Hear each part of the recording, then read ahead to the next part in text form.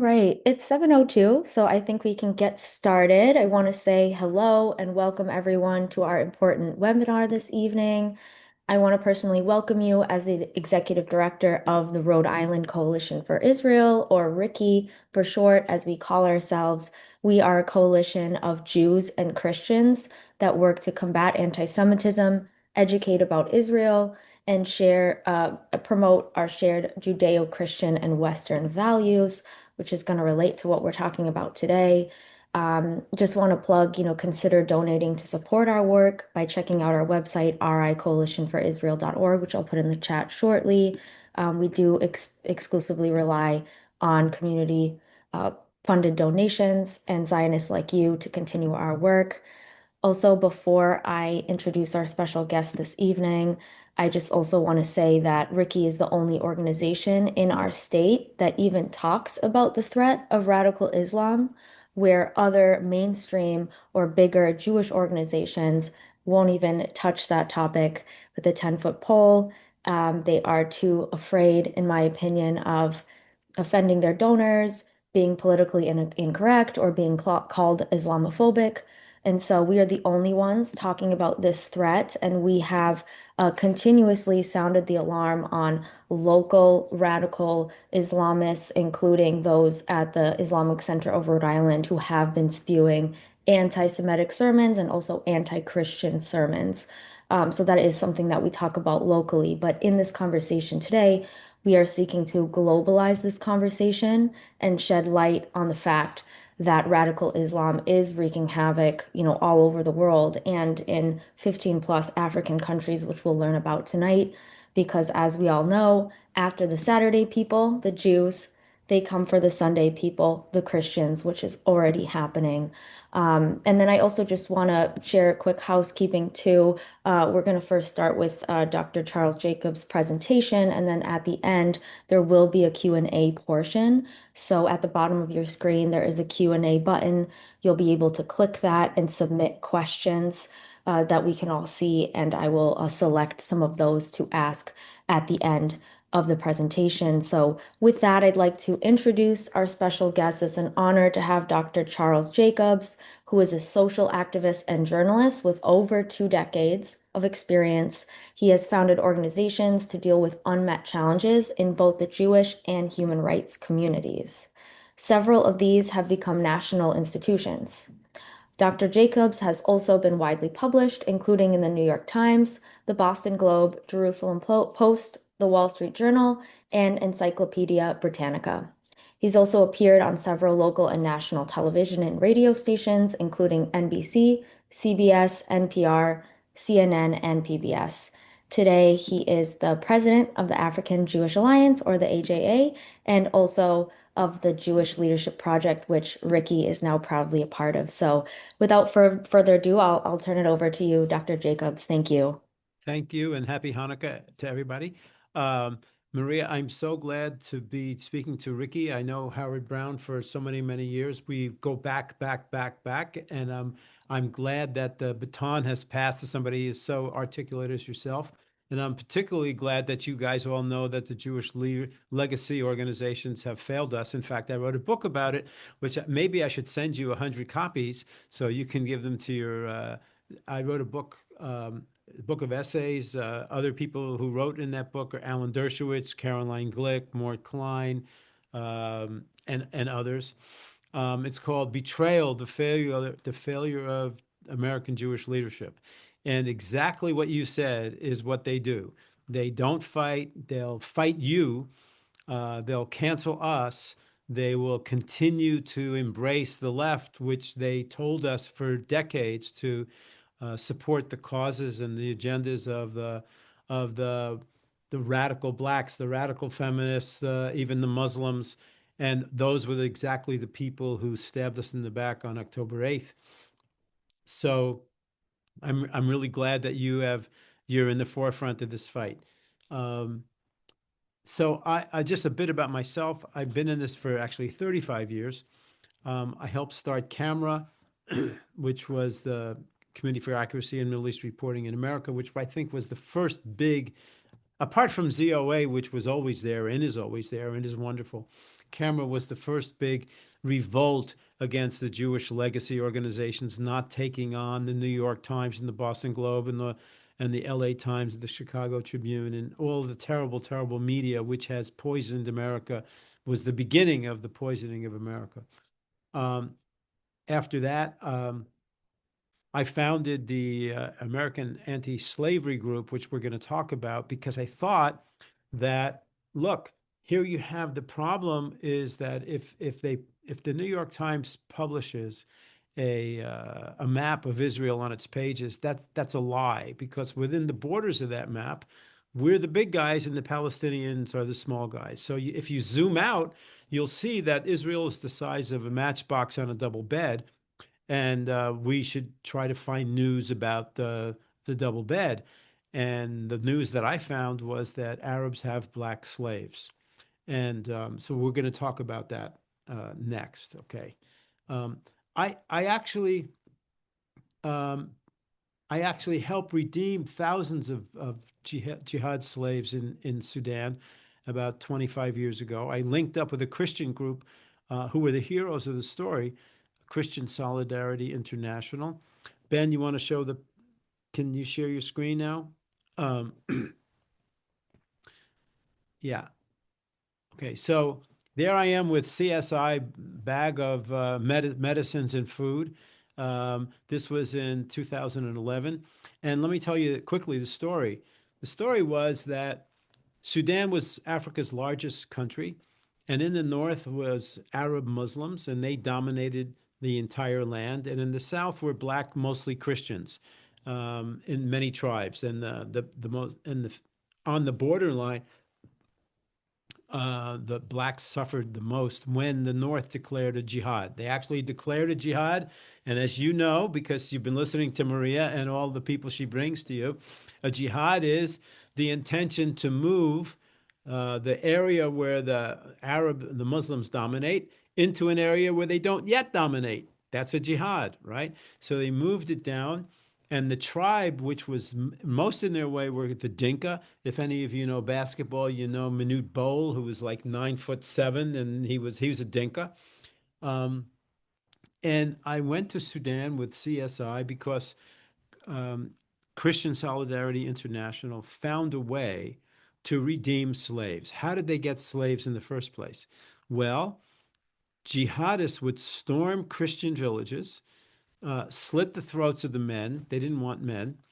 um, Rape the women and the girls, burn everything that was there to the ground, and take the women back and the girls back as sex slaves, as concubines, because that this kind of slavery they had was not like we had, where you needed musculature to do tobacco and rice, but it was just simply domination and to express, well, to make pregnant these women to produce more Muslims, and that's what happened. It was horrific, and I went there 3 times. I interviewed the survivors of the Sudanese in South Sudan, of the raids, of the jihad raids on them, and it was terrible. On Passover one year, I actually brought.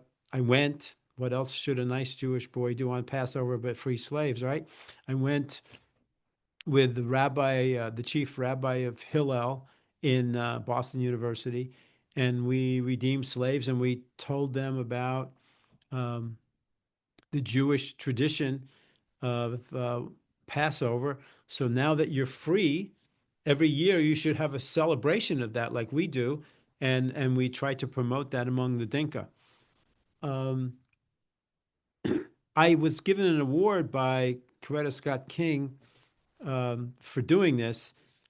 She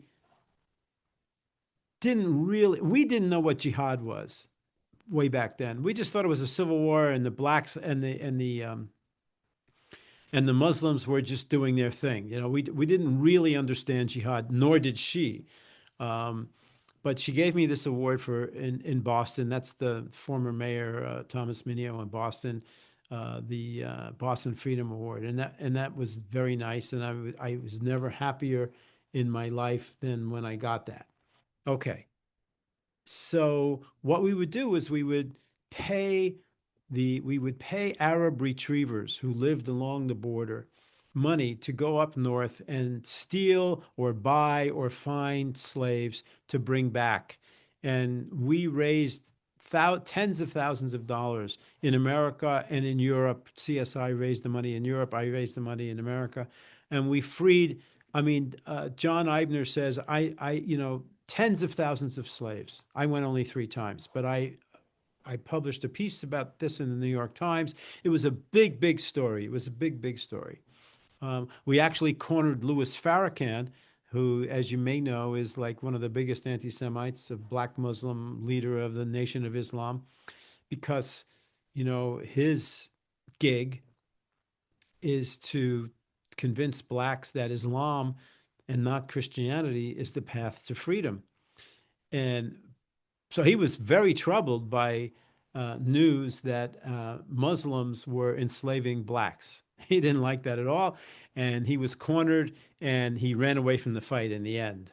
Um, okay, so back then in the 2000s, the jihad was in Sudan.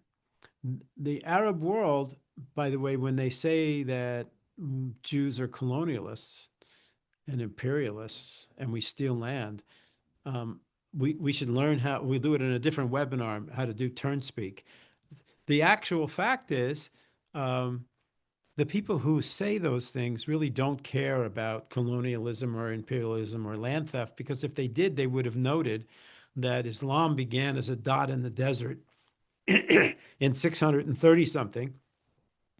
And and now they have 52, 57 Muslim countries around the world. And they didn't do it by calmly walking in there and saying, gee, why don't you forget who you are and what your culture is and what your language is and let us take over? That's not how they did it. They did it by colonialism and imperialism and land theft and murder and jihad.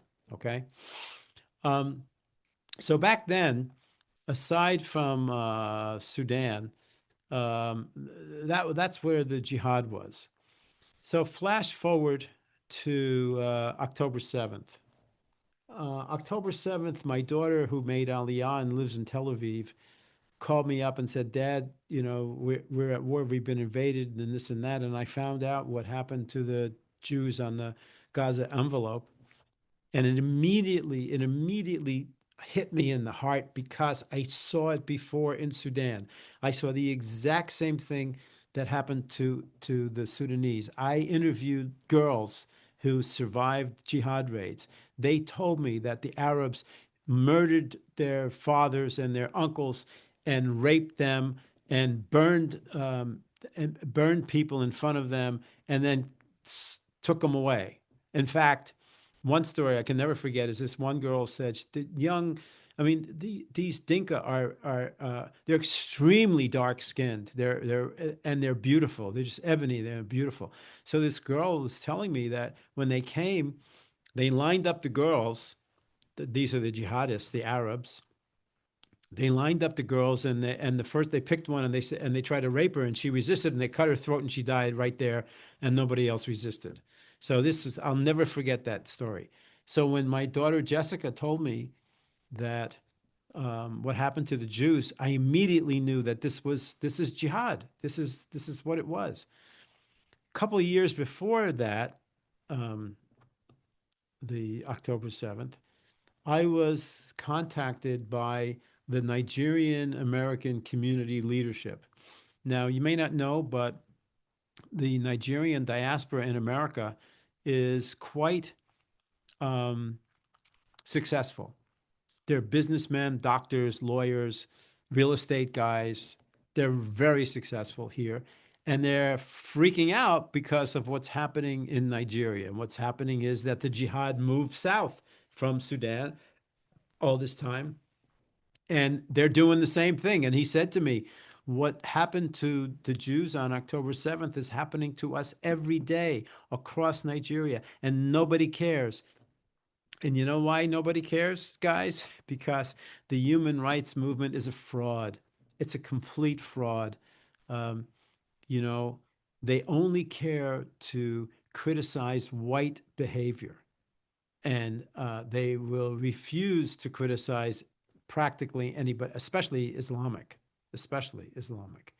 So, I was a fool in a way when I started the American Anti-Slavery Group because I thought that all we had to do is to tell Amnesty International what was happening in Sudan. We have to free the slaves, right? How could Amnesty International, which brought out tens of thousands of people into the streets about apartheid, how they could be cold and how they would not respond to wanting to free black slaves? Why wouldn't you want to free black slaves, right?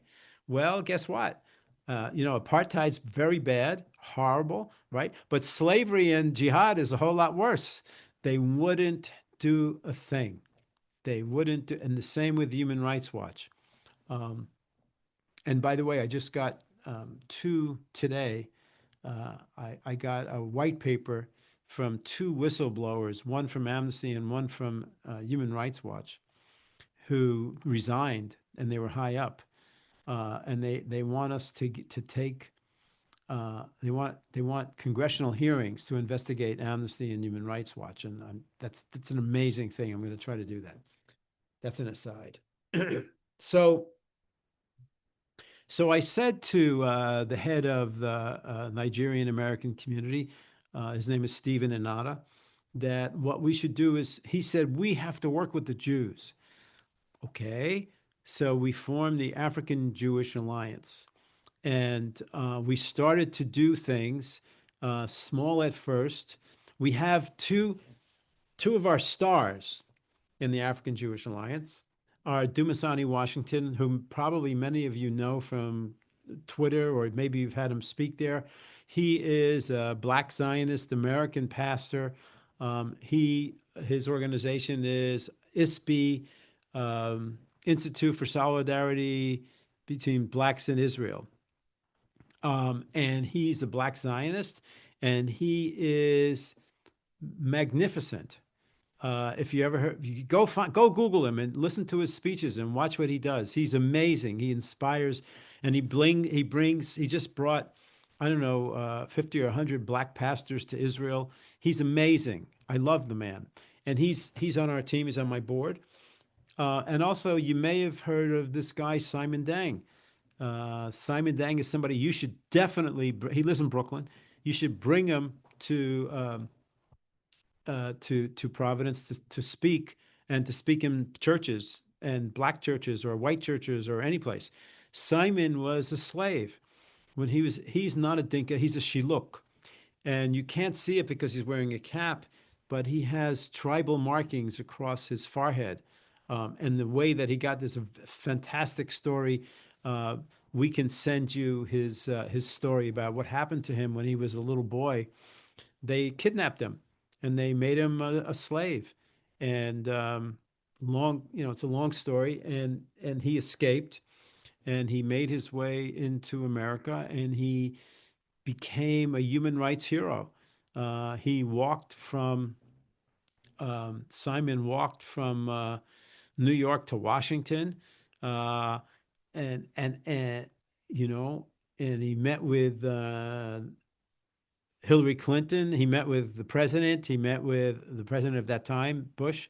He met with Simon is amazing. And when October 7th happened, Simon called me 2 days later. He said, "Charles, you have to get me a ticket to Israel." I said, "Simon, they're at a war. Why would they listen to what?" He said, "You got to do it because I was a slave. I was a hostage, and I have to go speak to the parents and the families of hostages." And so he did. We went together. He There's some South Sudanese people in Israel, some young kids, and he, with about 15 of them, walked from Tel Aviv to Jerusalem. Right? That's a long walk, and I mean, it's an amazing scene. He had the Magen David, he had the Israeli flag around him, and they walked up the highway, and the Jews stopped their cars in amazement. Who are you? And when he told them, the tears and this and that, and he went to Hostage Square in Tel Aviv, and I went with him, and you can't imagine the embrace that he was given by the hostage families. Simon Dang goes to Central Park until the hostages were released.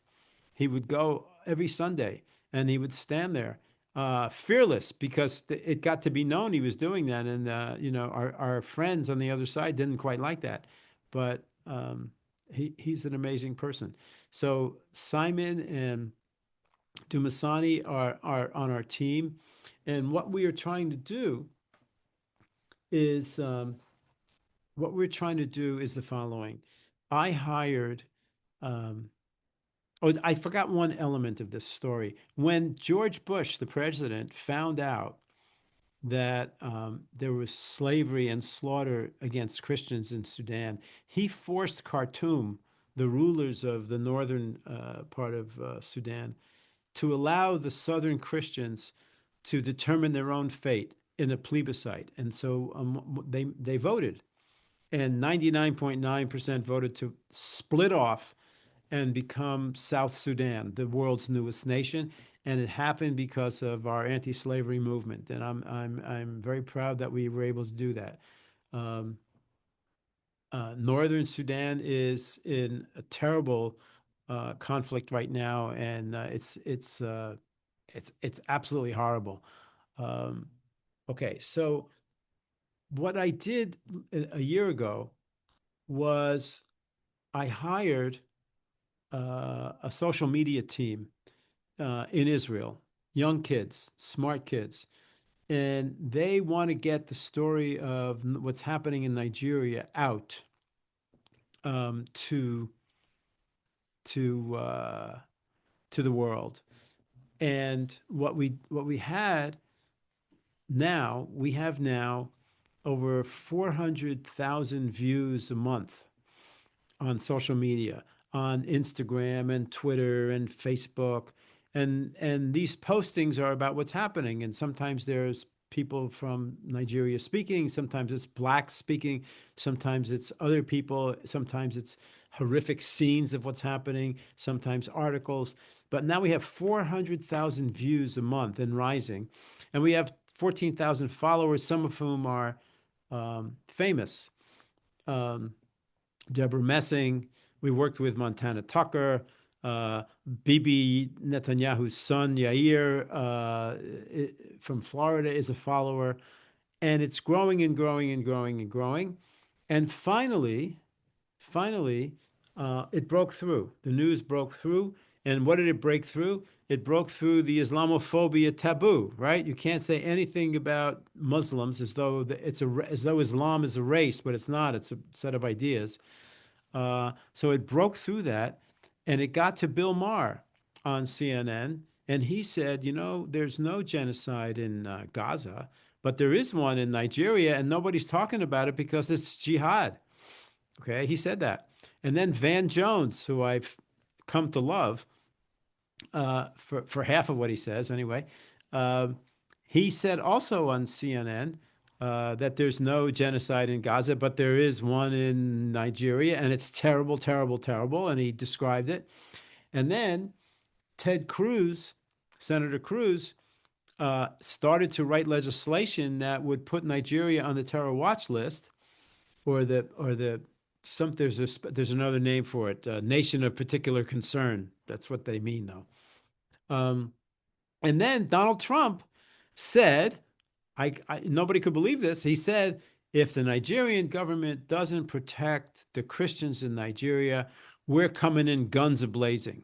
Okay, that's what he said, guns a-blazing. Well, he's not going to do that, but he is putting enormous pressure on the government of Nigeria. And so we had a breakthrough. Okay, so what is it that I think, Ben, you got the wrong slide up. I think we want the African one first. Oh, yeah, yeah, yeah. So this is some things that we did with the African Jewish Alliance. We here in the bottom one are protesting in front of Elon Omar's office in Minneapolis, right? We're saying, help us free black slaves, lady, right? And in New Jersey, we had a billboard, and we had, this is all kind of agitprop. It's the kind of stuff um, that the Jewish community is going to have to learn how to do more, because all the Jewish community does right now, mostly, not you guys, is to write articles and to put stuff on the web. So that was good. Ben, where's the list of the African countries? Okay, so what we're trying to do, and I'll tell you what I want you guys to do in a minute. But we're trying to do is to explain to the world. And by the way, I forgot to mention that one of the groups that picked this up about Nigeria is the Charlie Kirk movement. And if I'm on Twitter too much all day, and I can tell you that it's Christian white young men who are saying we have to save our Christian brethren in Nigeria, right? All they know, and that is really important, because it'll for many reasons. That's really important, because at the end it's going to be an anti-jihad alliance of Jews and Christians that's going to make it or break it in this world, as I think you know. The next step for us is to explain to the world that it's not just Nigeria. It's not just there is a Hamas like creature. And all of these groups, by the way, most of them belong to the Muslim Brotherhood, right? Which is the octopus, and these are the links. So in every one of these countries, so in Nigeria, they're called Boko Haram and ISWAP and Fulani Jihad militias. In Chad, it's also Boko Haram. Uh, but in other countries, all throughout Africa. The jihad is spreading all throughout Africa, in every one of these countries. And when I went to Washington last week with the Nigerians to meet Congress people, we brought this piece of paper with us. And we said, we're really happy what you're doing with Nigeria, pressure, pressure, pressure. But you got to know the jihad is spreading. Um, okay. Ben, put up the Chicago one. Okay. So this picture is a picture of what we were able to do. If you're, city councils are making resolutions against Israel, ceasefire resolutions or worse, right? Or BDS resolutions. Okay. We found through a group just like you in Chicago, it's called the Chicago Jewish Alliance, I think. Yeah. They're just like you in Chicago. And they found a Catholic alderman. They don't call them city councilors, they're aldermen, Ray Lopez. And he learned about the Nigerian tragedy. And we convinced him to submit to the Chicago City Council a resolution condemning the terrorism. I even think they said jihad attacks. I mean, this is Chicago, right? This is the bluest of the blue of the blue, right? The city council, we on the right hand picture, this was our testifying to city councilors, an open hearing. We brought people, um, and and believe it or not, it passed. The Chicago City Council passed a resolution condemning the jihad terrorism and enslavement of Africans in Nigeria. Unbelievable. The bad part is that the newspapers canceled it. Not one word in any newspaper. We called every press possible. We did a big job. I thought it was a fairly good job of getting press releases out there. We called the press, this and that. It's like a tree fell and nobody heard it. It didn't exist. But I wanted to say that, and I'm persuading people around the country.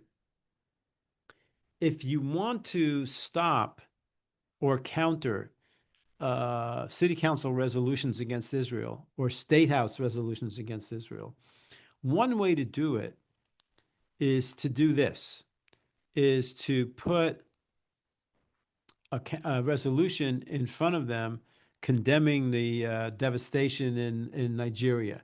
And you can say it in the most blatant way. You could say the word jihad, or maybe just Islamic terrorism, or maybe just terrorism if there's, if they're shaky. So why would you do that? Many reasons. One is to get it out there, to make it a story, and maybe you'll have better news coverage than we did. Secondly, you want to work with your local, Jews need allies, and the legacy organizations told us to link with all the ones that killed us in the end, right? But do you know who the natural allies of the Jews are? There's two sets. There's Christians, because there is a Judeo-Christian civilization. There's Christians, there's patriots, there's Republicans. God forbid there's Republicans, uh, and there's just plain Americans. That's the allies of the Jews. Okay. Second set, all of the people who are victims of jihad. And I don't know about Rhode Island, but um, you might find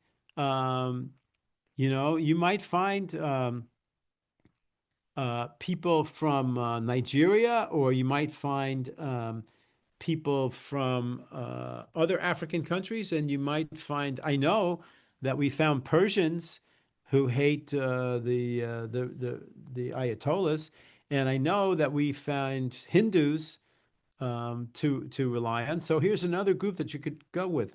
So here are the reasons why you want to do this, apart from organizing yourselves and growing yourselves into a bigger, you know, a bigger kind of coalition than you already are. If the city council says to you, if the city council has not done an anti-Israel resolution and you go there first with this, then they might not want to do it. And they might say, for example, well, we're the city council. We just do potholes and roads and we don't do foreign stuff. Well, if they said that to you, then they can't do the anti-Israel one afterwards, right?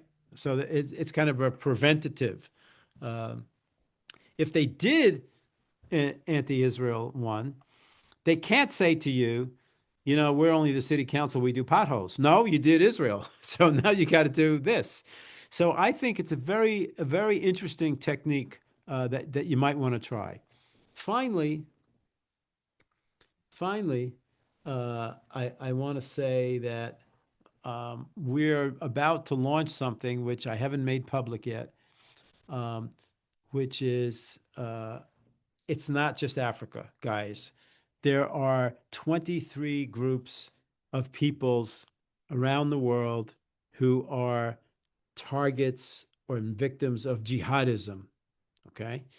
And it's all over the world. It's Kurds, it's Druze, it's Yazidis, it's Iranians, it's it's Christians in Syria, it's other people in Sudan, it's Alawites, it's Kurds in Syria. So we are going to be forming, moving. We're going to kind of expand the African Jewish Alliance into an international freedom coalition. And I'm working with, you might know his name, scholar. He's on TV a lot, Professor Walid Faris. He's a Lebanese Christian. Excuse me. And we're going to launch this in an effort to, because each one of these people think they're fighting a lone fight, but it's not, because remember, it's the octopus. And we want to flip the narrative in the world that we're being victimized by jihad, not the other way around. So I think I'm going to leave it there, and we can go um, to Q&A. Um, thank you, Ben, for the slides.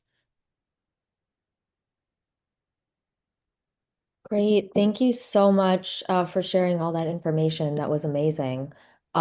We got a few great questions. One of them was just curious, how much does a slave cost? Okay. In Sudan at the time, the cost was about $50 to get somebody to get them out. and also to give him enough food for, a week until he got back to his village. That's not happening anymore. Um, and in fact, yeah, it is happening a little bit in Sudan, but the people who run that slave redemption thing do not want it politicized like we did way back then. And so we can't do that. If you want to look up Christian Solidarity International and you want to quietly, support them on their website, CSI, there'll be a way to do that. And I haven't looked at the actual price today. There is no way yet, and I'm working with Christian Solidarity again. I had a conversation with them today. They're based in Switzerland, but they have an office here. Um, by the way, the guy who runs that is named John Eibner. He's my personal hero. He has risked his life numerous times to help Christians. Right now, he's worried about Armenia, but they have a Nigerian project too that we're going to be linking to. Right now, there is no way to get back to slaves. Um, and the problem in Nigeria is that, unlike in Sudan, there is no territory that the Christians can defend. They're not allowed to have guns. These people just come at them with guns and kill them and shoot them, and it's awful. So, without a territory that they can defend right now, there is no way to bring back the slaves except except by public diplomacy. There's one woman, her name is Leah Sharibu. Leah Sharibu was taken. Uh, you might remember this when Michelle Obama first heard about the raid on the girls' school in Chibok a couple of Mm, years ago. She came out with this hashtag "Bring Back Our Girls," right? Well, that lasted about a minute and a half. You want to know why? Probably because Farrakhan told her to shut up. mm, Okay, so if we so Leah Sharibu was taken. She's a Christian girl. It's a famous case. Ben, if you could happen to be able to find her picture, you could do that. Um, she's just like the Jewish girls who were taken, right? And she's refusing, word has it, she's refusing to convert and leave her Christian faith. And there, let me tell you what they can do to force you to convert. She has refused to convert. They still keep her alive because maybe they're going to get a ransom for her, etc. We don't know. And there's a thing called the Leah Foundation, which is part of our AJA. And if you want to hear about this, we can connect you to somebody there in Nigeria who is the head of the Leah Foundation to try to get this girl out. Um, the Leah Sharibu Foundation. So there is no way right now that we have to do what we did in Sudan, except quietly through CSI. wow. Wow. And for those who joined a little bit late, there is an option at the bottom of your screen that says Q&A if you'd like to submit a question. So our next one is kindly discuss the failure of the United Nations and also the Oh. media failure and how to shame them for ignoring the Muslim slaughter of Christians. Well, okay. So we know the United Nations is a fraudulent group, just like the human rights community, the human rights mammoths, anyway. Um, Look, how many? I mean, there's been such talk that it's so bad that it's overrun with and dominated by anti-democratic, totalitarian Islamic forces. Not just Islamic, but China, Russia, Cuba.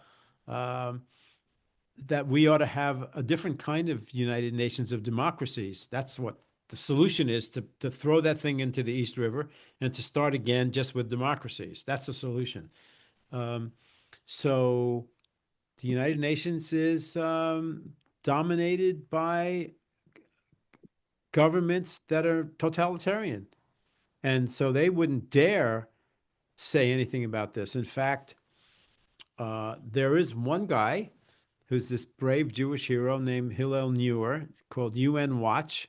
If you go in the UN Watch, he's this one little Jewish guy in the back who makes these incredible speeches about just what we would all want him to say. And they cut him off and they did this, but he just goes and goes and goes. He's a friend of mine. He's a wonderful, wonderful guy. So the United Nations is a failure.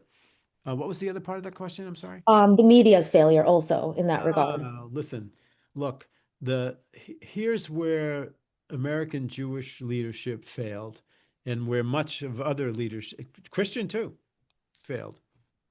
They didn't notice the biggest tectonic shift in American society, and that is the shift between classic liberalism, the good kind of liberalism that protected everybody, where the ideal was equal rights for everybody, equal opportunities for everybody, no matter your faith, your color, your ethnicity, your whatever.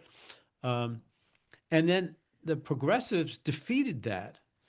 And their idea is equal results for every group, right? And so, since the only reason there can't be as many black lawyers per population as there are Jewish lawyers for population, right, is because the blacks were held down. That's the only reason that could be. Um, then the Jews were the ones who were holding them down. So, or the people who were successful, success now means you're an oppressor. Anybody's success, any merit-based thing is of course a white uh, supremacy idea. So anybody who has worked hard in his life and has become somewhat successful, even like just in the middle class and upper, you're an oppressor of the people who are below you, right? This is what was missed by all of those people who didn't see the slide from the nice kind of liberalism that there was into progressive wokeness. And Right. that's what happened. And that's the media is, of course, part of that. And if you read or watch Batya Sargon on TV or in her book, she'll tell you that all the media now, it used to be if you were a reporter, you were not making a lot of money and you were had scuffy pants even. Now every one of these guys makes $300,000 a year and is part of the elite, and they don't care about the rest of the people, and they got sold on woke ideology. And this happened, 35 years ago when I began camera. Um, the professoriate was bought by Qatar. Do you know how many billions of dollars Qatar has given to top American universities? Um, I think Brown too, by the way. Um, so it's the media, it's the professoriate, it's the college campuses, and the woke progressive revolution has defeated us in all of the major cultural institutions, with a few exceptions like Fox. Um, Mm. but the media, and now they're in K to 12, as you may know, and they're going to teach every student that Israel is an apartheid state and that the Jewish kid sitting next to you is part of an apartheid oppressor group. And so, what do you think is going to happen to that kid? So it is a complete collapse of what used to be a decent society. And it's a fault of leadership who was fat and happy and comfortable and cowardly and wanted to get along with their elitist friends. So this is my book's all about that, by the way. Right. Yes, I encourage everybody to check out Dr. Jacobs' book, what is it? The Failure of Jewish American Leadership, right? It's Betrayal. called it's called Betrayal, the Yes. Failure of American Jewish Leadership, right? It's Yeah. my Well, thank you for sharing that. Another question I had was just, um, I just want to hear your perspective on this. I know a lot of the footage that we saw from October 7th, obviously you'll hear jihadis and terrorists shouting Allahu Akbar before shooting or attacking. Can you just make that connection again for us between, jihad that happened on October 7th in Israel and how similar it is in places like Sudan or other countries? And what have you heard from, the people that you've interviewed in the African countries? Well, look, I mean, the theology of Islam is such that it's to dominate the world for Allah. The world consists of two realms: the realm of peace, which is Dar el Salam, which is the realm that they already control, and the realm of war, Dar el Harb, which is the realm that they don't yet control. And jihad, as I said, explained, is the movement from one realm to capture the other. Um, Allah Akbar is the war cry of jihad. Um, if you ever hear those words, you better duck and run because what's going to come next is you're not going to like. Um, it's a problem. I'm not of course not all Muslims do that, but all Muslims are taught that. And there isn't yet, even the I know reformist Muslims, but I don't know one who's got a mosque, and I don't know one who has reformed Islam. And I think reforming Islam is going to be a big, big, big problem because within the text of Islam it says you can't reform it. So unlike Jewish texts of the old of the Bible, which are objectionable to the modern ear and objectionable anyway, those things can be overridden. In Jewish texts, if your son was a bad kid, you were supposed to stone him, right? It never happened, but that was written there. But nobody does that because we have become, into the modern world, and we have made our Bible was never supposed to be taken literally. Literally, it was always supposed to be interpreted, and that's why there's so many arguments. Does it mean this? Does it mean that? Well, in Islam, you don't have that.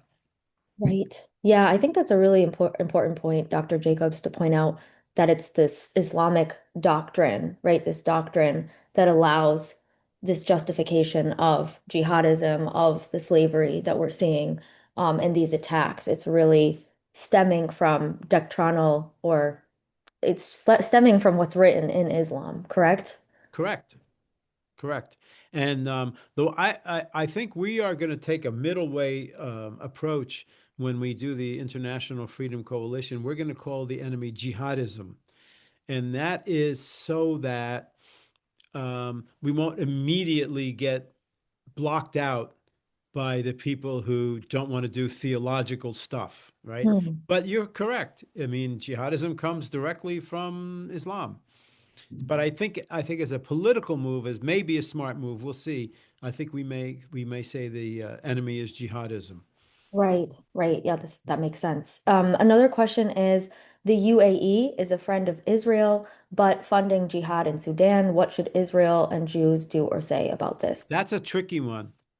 I don't know the answer. It's if you're a small country and you got a million people trying to kill you, and there's one guy who says, "No, no, no, I don't want to kill you. In fact, I'm going to be angry at and he's doing bad things." What are you supposed to do? If you're a purist, I don't have the answer. This is my goodness, what a hard question. You know, the same thing happened to when well, it's a very difficult question.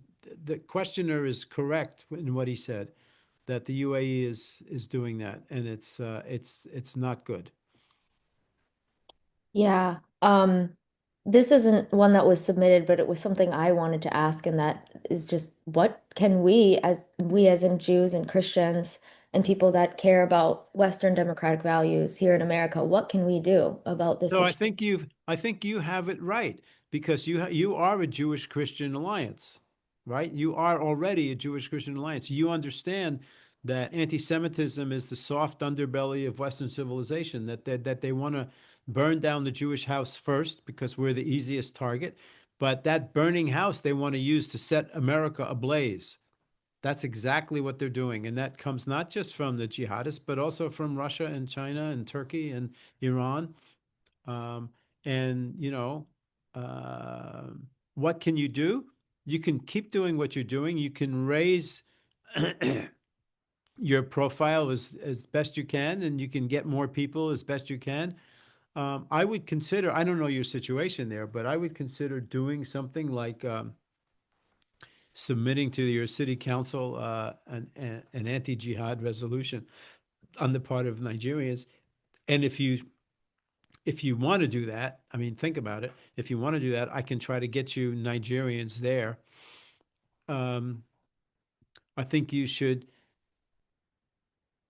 come to our website, look at our social media at the African Jewish Alliance, and spread it around because the more the world understands that what's happening in Israel is not a fight over borders, but is a fight about civilization, is a jihad. The more people understand that, and the more people understand they're next, as you said, the Saturday people and the Sunday people, then we have a chance to win. Otherwise, I if listen, Rabbi Sachs, who died, um, Oliver Shalom, from England, said it the best. He said, the biggest miracle in Jewish life, besides the foundation of the state of Israel in the modern times, is Christian Zionism. Because without that, we would be alone. And so and by the way, Africa, according to Pew Research, in 30, 40 years, Africa will be the place in the world where there are most Christians. Okay. If we don't say, and those Christians, let me tell you, those Christians read the Bible, what the Christians call the Old Testament. They're on our side. They know who we are. They bless Israel. They're our friends and allies and natural allies and brothers and sisters. If we don't protect them from this, that would be just a moral failure, but also a political tragedy. So I think the more we can gin up support for saving the Nigerians and then the rest of Africa, um, that's an important duty of Jews and Western civilization. Yeah, thank you for answering that. Another one was, do you have a list of jihadi groups across South and Central America, Asia, and elsewhere, and their MB affiliates in Western nations? I do not. Okay, But I'm but for sure you but let's for follow sure, you know that. what? Ask Chat GPT. And on that note, I mean, what are the major similarities and differences between groups like Hamas and Hezbollah and then the groups in Africa? I mean, I'm imagining most of it's similar, but are there any key Well, differences? the ones in Africa are less technologically advanced. I mean, they're getting more stuff from Iran, um, and from Turkey, and maybe even from China. But they're much more, primitive in terms of what they have. But their belief system is the same. That's the thing. It's the bomb in the heart that counts. So they all have. I'm sure they all have their squabbles. I'm sure, like every they're human organization. So one guy wants this and one guy wants that, but they're pretty unified in a way that we're not. Right.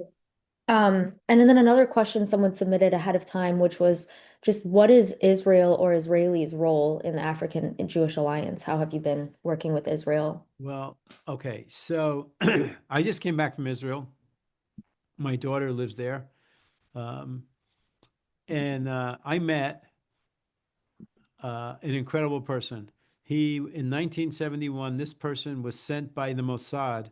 He's a Mossad agent into South Sudan to secretly arm and train the black Christians to fight off the jihadists. And Mm. they call him Moses. So Israel had and has relations with many of these countries. Um, I'm not able to say what exactly they're doing. I mean, the Israelis are pretty busy right now, right? They've got the seven wars around them at the moment, right? From the Houthis to the Iranians to the Syrians to the Gaza to the Hezbollah to the. Um, so, if I were the prime minister of Israel, would I want to send um, Israeli ground troops one time to kill a lot of invading jihadists just to make a big splash? Yes, I would, but I don't know if the Israeli public, since it's very stressful right now to be in Israel when you have sons, your own sons and daughters defending your lives with their very bare hands. It'd be hard to say to them, gee, you ought to go do this other thing. I'm sure they're Mm. all for it. And I'm sure they're trying to help. And in ways that I don't know, but I'm sure they're trying to help in ways that I don't know. Right. Yeah, no, that makes sense. And then somebody else asked, and we talked about the press briefly, but why is the American press silent on African jihadism? Because the American press is dominated by woke progressives who want to only use human rights catastrophes when white people are the bad guys, or Jews mostly, but white people are the bad guys. And to show jihadism means to wreck their story.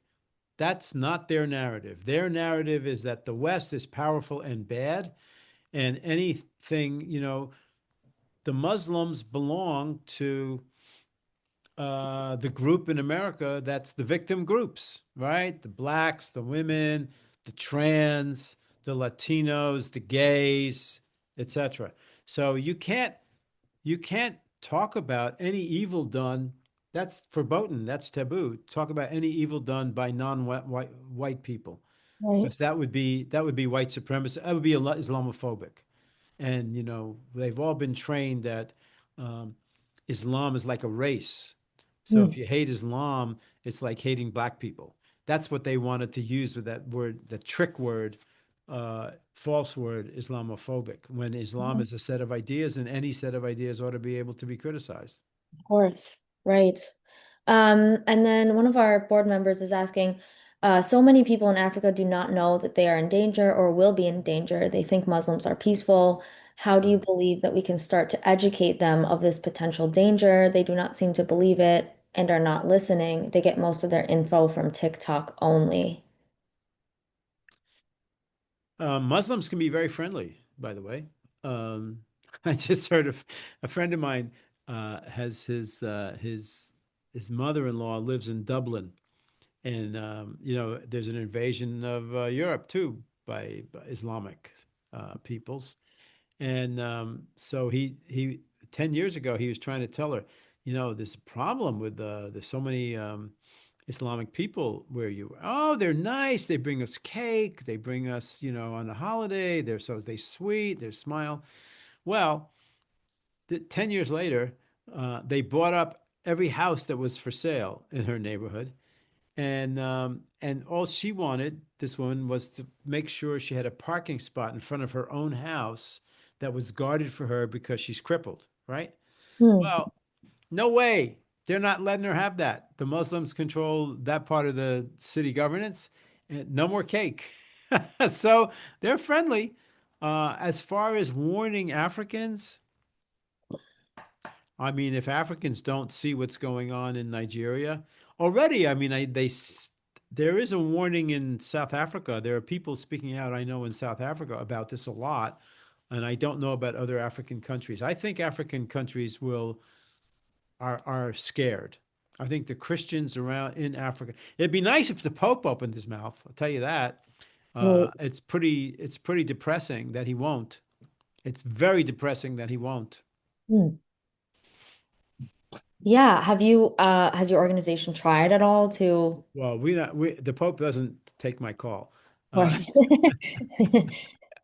um, no, I mean there are people here, there are Catholics here who have been begging the Pope to say things, and they won't do it because they would tell you if we said something that would generate massacres of Christians. I Hmm. mean, maybe, but if he doesn't say anything, you know, he's supposed to be. Then don't say you're a spiritual leader. Yeah, no, definitely. And then just going kind of back to that topic of slavery, how successful has your organization been in stopping slavery in some of the countries that you've been in? I know. No, we stopped the slave raids in one country, and we helped create a new country out of the South. It's a Christian country. We Jews and Christians together created the world's newest nation, which is a Christian country called South Sudan. So we were only able to be successful, and we were very successful. I can't say. that it's the blessing of my life that I freed people. I was there at the freedom parts. If I tell you about it, I'll start to cry. When we went, it was 110 degrees. And we went to where the slave retrievers that we had paid brought back the people. And there were 150 people around a shade tree. And John Eibner paid for each one. And at the end of it, he said to them through a Dinka translator, um, uh, God is with you. You are free, free to go home. Don't let them, what they did to you in slavery, they burned their clothes so that they wouldn't, as a way of saying, I'm not that person that they did this to anymore.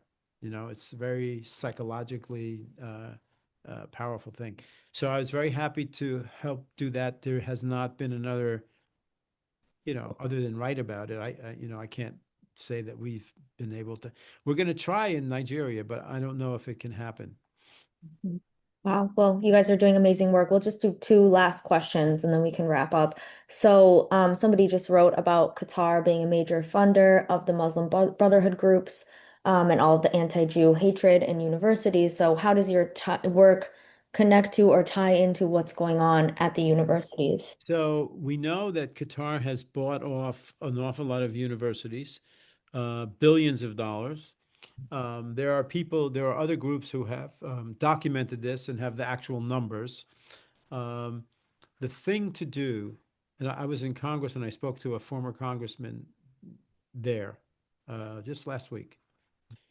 He said to me, the thing to do is to get a couple of Jewish leaders with some money, because you need to hire a staff to do it, to get one Democrat and one Republican to write an amendment to the appropriations bill or some other bill, any other bill, that says Qatar shall not be allowed to give one penny to Mm. any American university.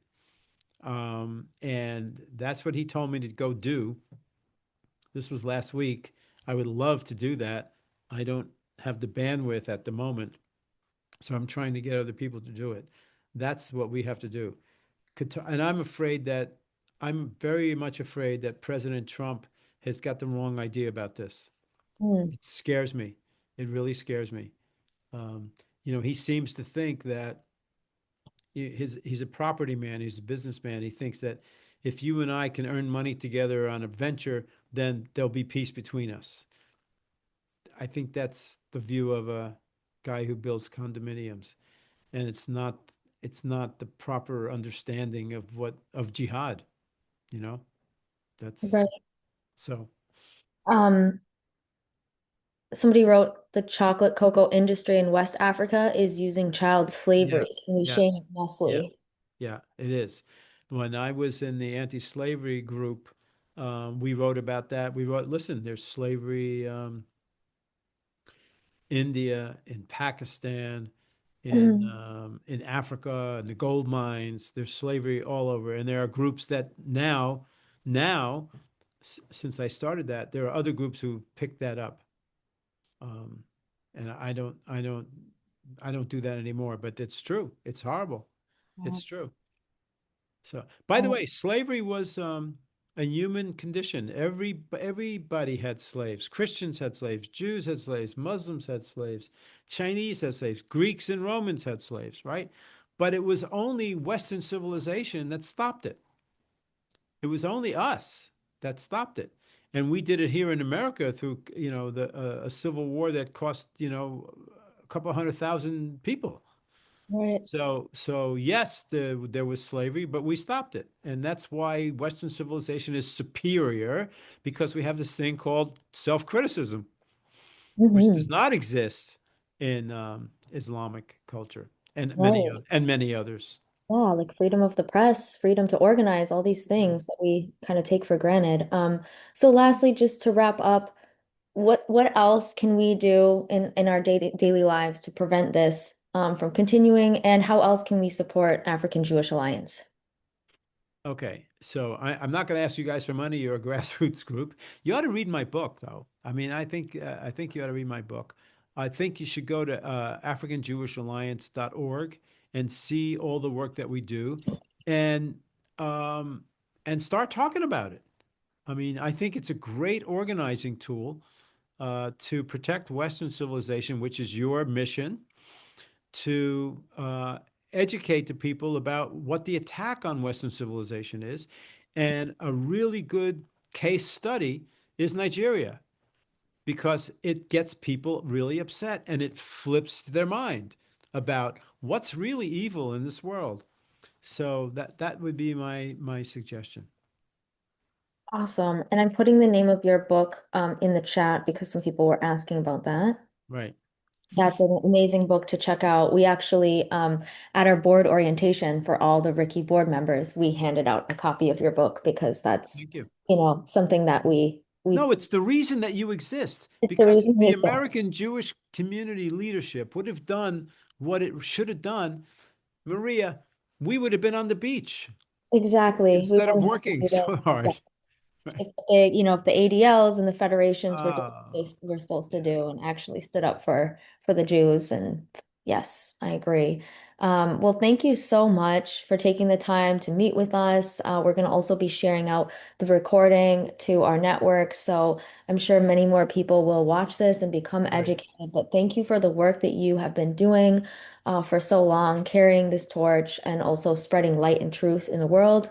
We need that now more than ever. So thank you so much again, Dr. Jacobs. And then, just last plug, Rhode Island Coalition for Israel. I hope you all consider supporting our work or telling your friends and family about what we do. I just posted our link again in the And chat.